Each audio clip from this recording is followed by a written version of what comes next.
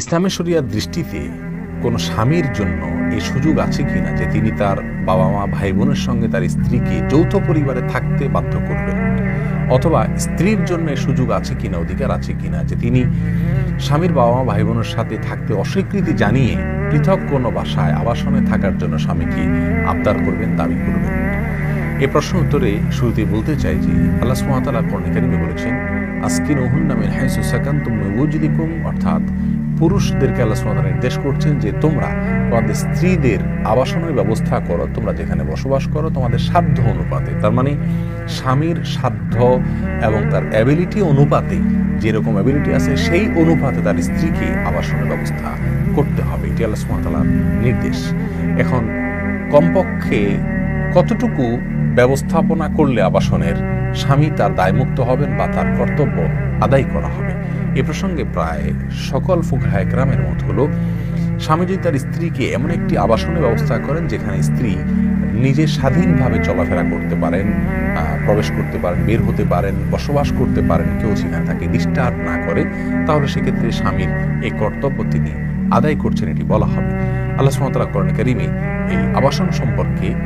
যে নির্দেশ জারি করেছেন তার শেষে আল্লাহ সুবহানাহু ওয়া তাআলা বলেছেন ওয়ালা তুদাররুহুন্না লিতুদাইয়িকু আলাইহিন্না, স্ত্রীদেরকে কষ্ট দিও না,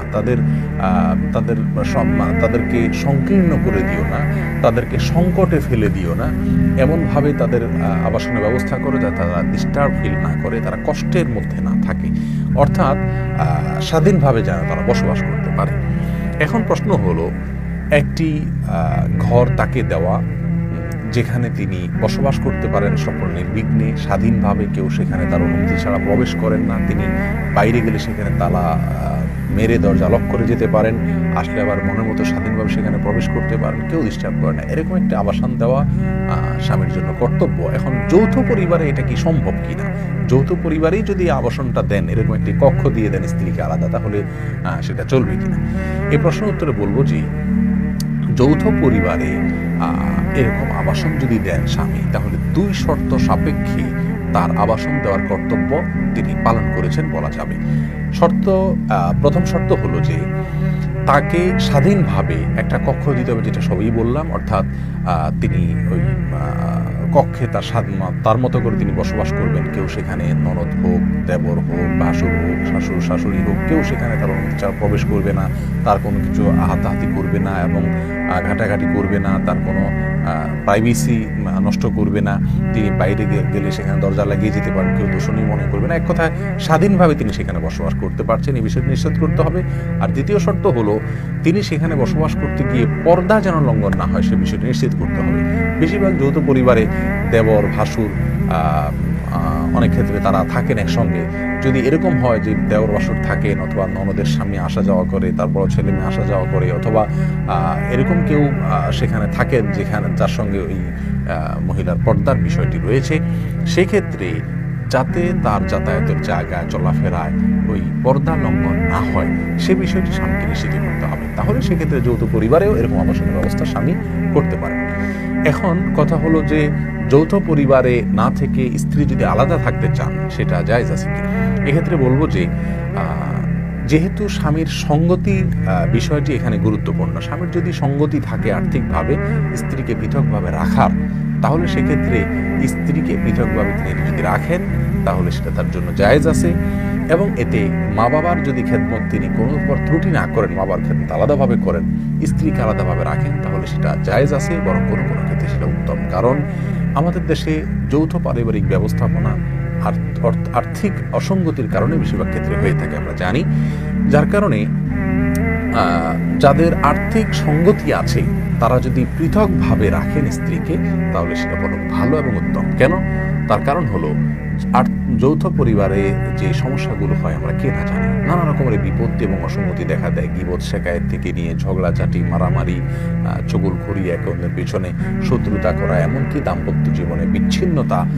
নানা রকমের সমস্যা তৈরি হয়। এই সমস্যাগুলো থেকে উত্তরণের জন্য পৃথক থাকার কোনো বিকল্প নাই, অন্তত ভাই বোন সহকারে বড় পরিবার একত্রে না থেকে আলাদা থাকার কোনো বিকল্প নাই, যদি আর্থিক সঙ্গতি থাকে। আর যদি স্বামীর আর্থিক সঙ্গতি না থাকে তাহলে স্ত্রীর জন্য জায়েজ নাই অযথা অজুহাতে আলাদা থাকার আবদার করা, যদি তার পর্দার লঙ্ঘন না হয় এবং স্বাধীনভাবে তিনি বসবাস করতে পারেন। আমরা জানি মধ্যপ্রাচ্যে, বিশেষ করে সৌদি আরবে যৌথ পরিবার ব্যবস্থাপনা নেই বললেই চলে। বেশিরভাগ ক্ষেত্রেই ছেলেরা বিয়ের আগেই আলাদা বাসা নিয়ে থাকেন এবং মা বাবারা দোষণীয় মনে করেন না, কারণ তারা আলাদা বাসা নেওয়ার মানে এই নয় যে তারা মা বাবার খেদমত করছেন না, তাদেরকে ভুলে যাচ্ছেন, বরং তাদের খেদমত করছেন, তাদের জন্য কাজের লোক রেখে দিচ্ছেন, নিজেরাও খেদমত করছেন, আবার অনেক সময় মা বাবাকে সঙ্গে রেখেও থাকছেন যদি ভাই বোন না থাকে, ঝামেলা না থাকে, খুব বেশি পর্দার অসুবিধা না হয়। তাহলে এক কথায় যৌথ পরিবার ব্যবস্থাপনা, এটাতে যদি আল্লাহর হুকুম লঙ্ঘন হয়, গীবত শেখায়েত হয়, বেপর্দা হয়, তাহলে সেক্ষেত্রে স্ত্রীর অধিকার আছে আলাদা থাকার, আবদার করা, দাবি করা, আর স্বামীরও উচিত পৃথক রাখা যদি তার আর্থিক সঙ্গতি থাকে। আর আর্থিক সঙ্গতি না থাকলে স্ত্রীর যেন ডিস্টার্ব না হয়, তার জন্য হক নষ্ট না হয় সেটা তাকে নিশ্চিত করতে হবে। সেই সাথে স্ত্রীর উচিত হবে সহযোগিতামূলক আচরণ করা স্বামীর সঙ্গে। তাহলে আমরা সামায় আকারে বলতে পারি যে যৌথ পরিবারে স্ত্রীকে রাখতে পারেন দুটি শর্ত সাপেক্ষে: পর্দা যেন লঙ্ঘন না হয় এবং স্বামীর স্ত্রীর যাতে কোনো প্রাইভেসি নষ্ট না হয়, স্বাধীনতা খর্ব না হয়, ডিস্টার্ব ফিল না করেন, এই দুই শর্ত সাপেক্ষে। আর যৌথ পরিবারের বাইরে যদি আলাদা রাখেন, সেটাও ইসলামের দৃষ্টিতে খুব বেশি নিন্দনীয় নয়, বরং যৌথ পরিবারের নানা রকমের বিপত্তি থেকে বাঁচবার জন্য যদি হয়, আর স্বামী যদি তার নিজের বাবা মায়ের কর্তব্যের প্রতি কোনো ত্রুটি না করেন পৃথক আবাসনের ব্যবস্থা করার পর, তাহলে সেক্ষেত্রে এটা দোষণীয় কোনো কিছু নয়। আল্লাহ সুবহানাহু ওয়া তাআলা আমাদের সকলকে প্রত্যেকটা ক্ষেত্রে আল্লাহ সুবহানাহু ওয়া তাআলার বিধানকে মেনে চলার তৌফিক দান করুন। জাযাকুমুল্লাহু খাইরান। আসসালামু আলাইকুম ওয়া রাহমাতুল্লাহ।